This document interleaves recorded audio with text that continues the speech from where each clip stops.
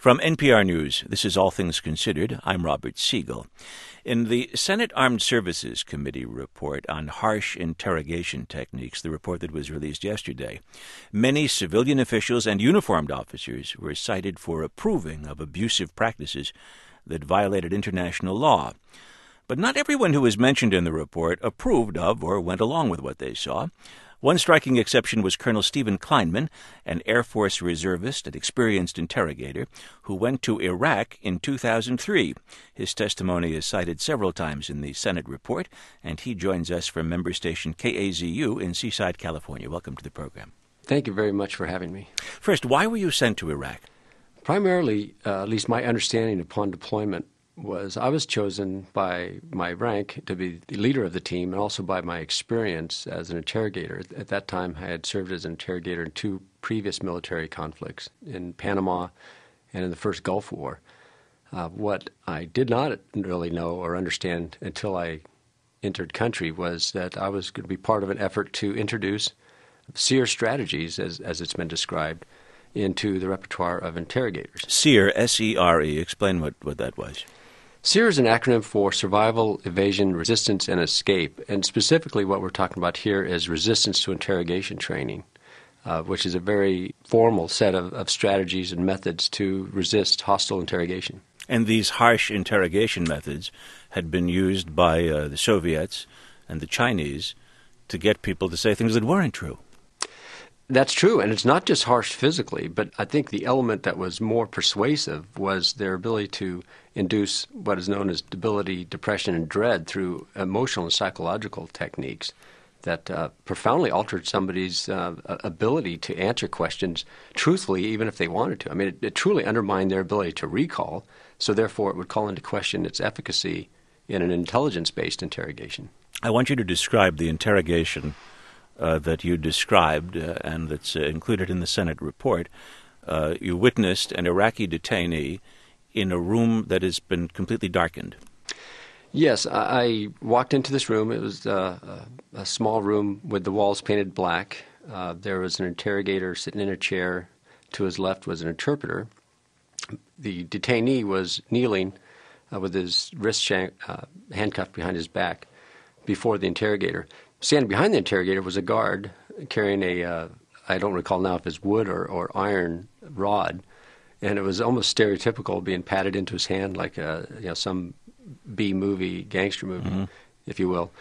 And the questions were posed to the detainee, interpreted. The detainee would answer. The answer was interpreted, and upon that interpretation, the interrogator would slap him across the face. For those who have read the report, they talk about in survival training an insult slap. And it's very, very important to understand that those are effected in a very careful fashion to really shock somebody rather than hurt them. This type of slap was not the same. It was much more forceful. The other difference is it was being delivered systematically. And when I walked in, I asked how long it had been going on, and I was told 30 minutes. So this individual had been slapped continuously while he was on his knees for 30 minutes. What did you make of that interrogation? Well, first of all, in my mind, not to parse words too finely, but that was no longer an interrogation. You don't obtain information of any value that way. It was punitive, what you were looking at. Exactly. It was punitive, precisely. And so I quickly brought that to a stop, and I pulled the interrogator out, and I explained why it was against the law. I tried to explain why it wasn't operationally useful. He followed orders because he had to, because I was a senior officer.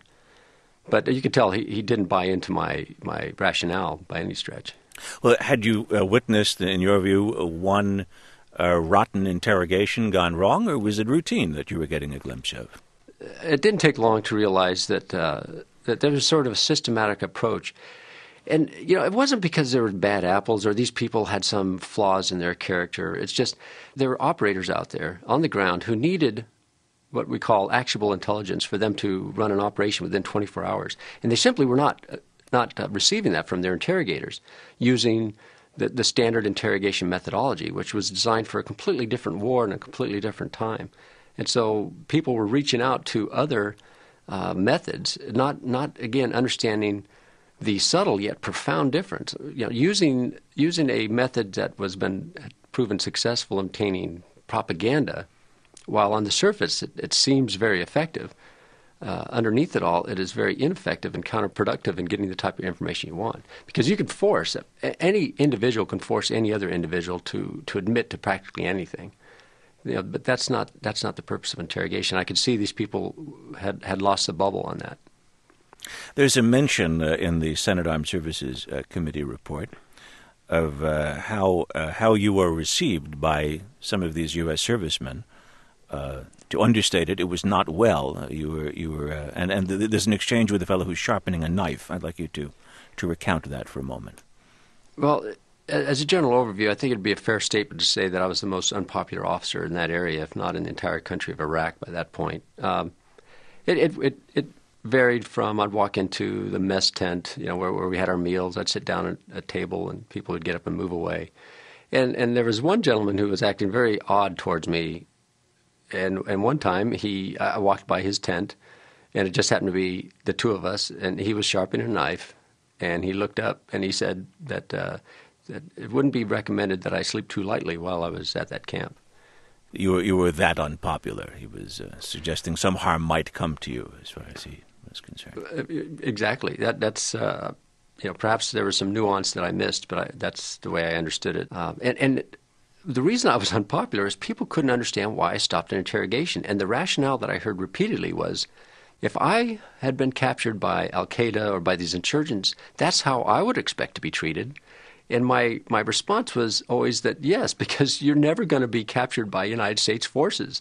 Let us not let the adversary set the standard, especially if it causes us to lower our standard. What makes us who we are, and who we've become by standing on the shoulders of giants is this national character that does not bend to anybody's standards but our own. And yet we had begun to do that. But in terms of the legality of what was done or the illegality of what was done, interrogators who abused their detainees, from what I'm hearing you, could in fact be tried for what they were doing. They might appeal and say, well, I was following orders, or nobody told me no, but if those were unlawful orders, they could be prosecuted for what they did. Yeah. Should they be? That's a very complex question, as you well understand. Let me answer it in a sort of oblique way. If we were to decide that these junior interrogators were to be prosecuted, to do so in absence of the same sanctions being placed upon the seniors in their chain of command all the way up to as high as the responsibility should go, would be a travesty.